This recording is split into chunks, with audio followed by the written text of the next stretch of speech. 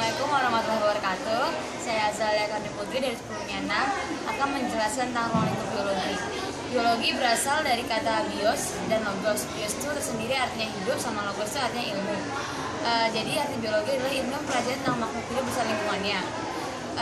Cabang-cabang biologi pun dibagi menjadi beberapa bagian. Pertama, bakteriologi yang mempelajari tentang bakteri, botani tentang tumbuhan, entomologi tentang serangga, mikologi tentang jamur, virologi tentang virus, zoologi tentang hewan, dan masih banyak cabang-cabang lainnya.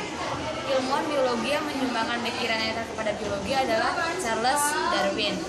Charles Darwin mengemukakan teori asal mula kehidupan di bumi dan keragaman spesies.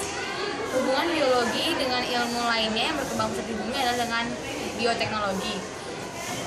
Bioteknologi itu tersendiri artinya adalah penerapan prinsip-prinsip biologi, biokimia, rekayasa dan pengolahan bahan untuk menghasilkan barang dan jasa. Contohnya seperti fermentasi oleh bakteri dan jamur untuk alkohol, keju, dan yogurt. Terima kasih. Saya akan menjelaskan tentang melakukan kegiatan biologi itu harus dilandasi dengan metode ilmiah. Berikut ini adalah langkah-langkah metode ilmiah. Pertama, menemukan dan merumuskan suatu masalah. Kedua, itu menentukan keterangan untuk menyelesaikan masalah tersebut.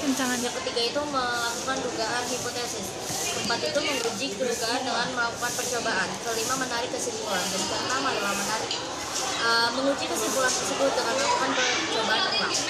Berikut ini juga saya akan menjelaskan tentang sikap-sikap ilmiah. Sikap-sikap ilmiah itu harus ada sikap mencintai kejujuran, optimis, sikap bertanggung jawab, berwawasan luas, tidak putus asa, dan juga sikap ingin tahu yang tinggi. Berikut ini saya akan menjelaskan tentang keselamatan kerja di lab biologi. Pertama, memperhatikan biosafety dan biosecurity.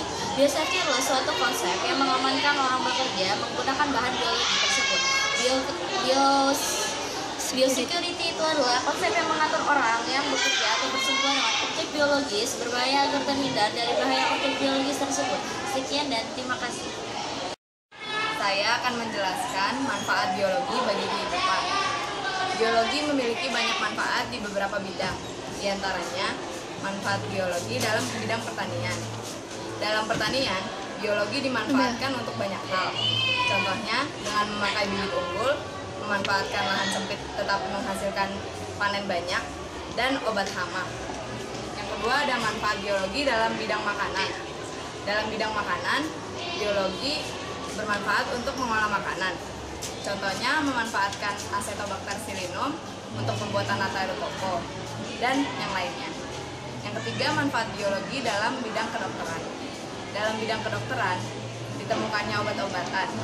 Ahli mikrobiologi bernama Sir Alex Fleming yang menemukan penisilin. Terima kasih.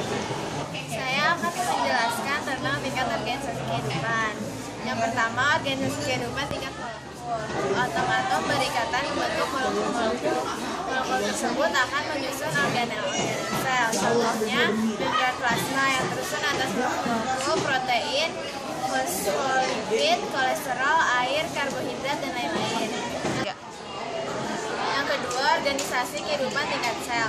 Setiap makhluk hidup tersusun atas sel tersusun oleh satu sel uniseluler. Dua atau banyak sel disebut multiseluler. Sel merupakan unit struktural dan fungsional terkecil dari makhluk hidup. Ketiga, organisasi kehidupan tingkat jaringan.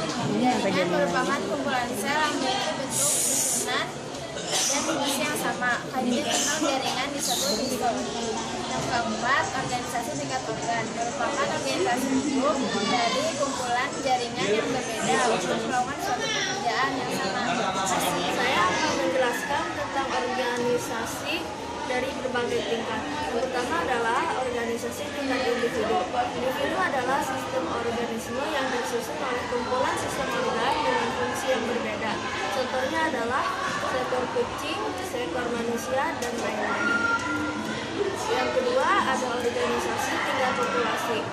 Populasi terbentuk oleh spesies atau individu sejenis yang mendiami suatu habitat. Dalam suatu populasi terjadi hubungan antar spesies untuk menjalankan fungsi hidupnya seperti berkembang biak. Yang ketiga ada organisasi tingkat komunitas. Komunitas adalah sekelompok populasi yang hidup dalam suatu daerah dan lingkungan yang sama. Contoh komunitas adalah di komunitas sungai ada populasi patak dan lain-lain. Yang keempat ada organisme tingkat ekosistem. Ekosistem adalah interaksi antara makhluk hidup dengan lingkungan biotik dan abiotiknya. Antar populasi terdapat rantai makanan dan ada siklus yang lebih luas dan rumit, yaitu jaring-jaring makanan. Jaring-jaring makanan adalah kumpulan rantai makanan yang saling berkaitan. Yang kelima ada organisme tingkat bioma. Bioma adalah suatu satuan daerah daratan luas di bumi yang bercirikan jenis tumbuhan yang dominan. Contoh bioma adalah bioma gurun, bioma siaga, bioma tundra, dan bioma hutan hujan. Woke up in London yesterday, found myself in the city near